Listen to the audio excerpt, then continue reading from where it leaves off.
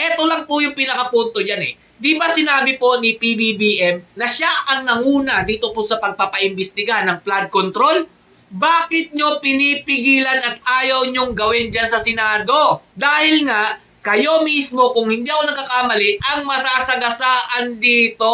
Kaya wag nyo na kaming linlangin pa. Wag nyo nang ilihis ang usapan about sa flood control. Yun ang gusto naming malaman. Kaya wag na kayong magpumilit na mapalitan ang majority dahil yan ang sigaw ng taong bayan na imbestigahan ang flood control anomaly na yan. Grabe ang tibay po talaga ni Senator Erwin Tulfo. Biruin nyo pinangunahan niya magsalita dito sa minority para po pag-resignin si Alan Peter Cayetano bilang Senate President. Anak na tinapay, ang kakapal na mukha ninyo. Halatang halata na gusto niya talagang pagtakpan ang issue ng flood control anomaly. Eto mga Lodi, pakinggan nyo mabuti kung ano mga pinagsasabi nito Anong drama na naman po itong ginagawa ng minority na halatadong kabado sila sa darating na investigasyon sa flood control issue. Panoorin nyo po siya mga Lodi. A clear abandonment of responsibility, a dereliction of duty, and a blatant disregard of the rules that govern this institution.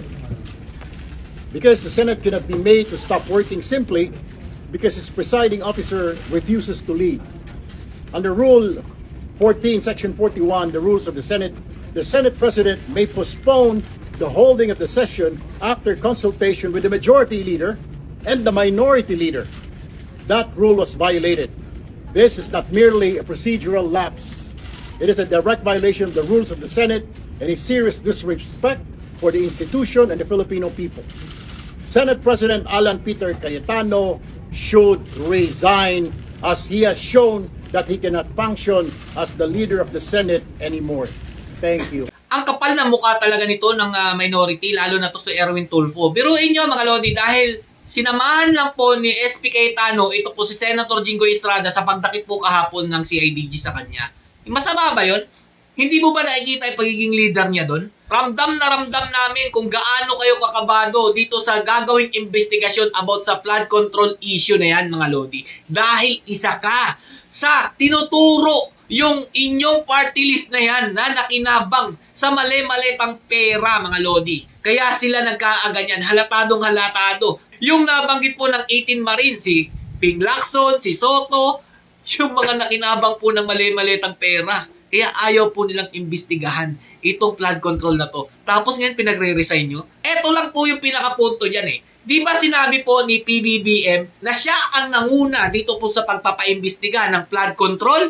Bakit nyo pinipigilan at ayaw nyong gawin dyan sa Senado? Dahil nga, kayo mismo, kung hindi ako nagkakamali, ang masasagasaan dito.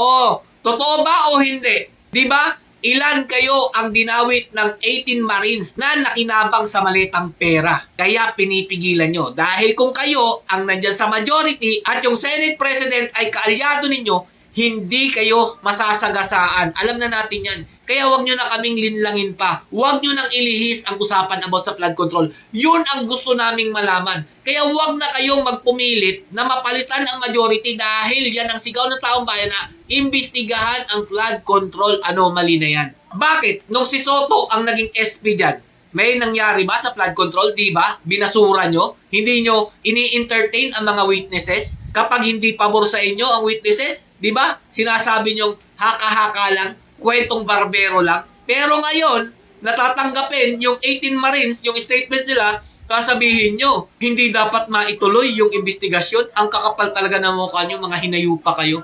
Dapat hindi na to maupo bilang senador sa susunod na halalan na pinagtatakpan ang tunay na nangyari sa flood control, mali-malitang pera na yan. Huwag po tayo pumayag na mapalitan po sa Senate President Alan Peter Cayetano dahil sa kanya po nakasalalay ang tunay na nangyari sa pera ng taong bayan.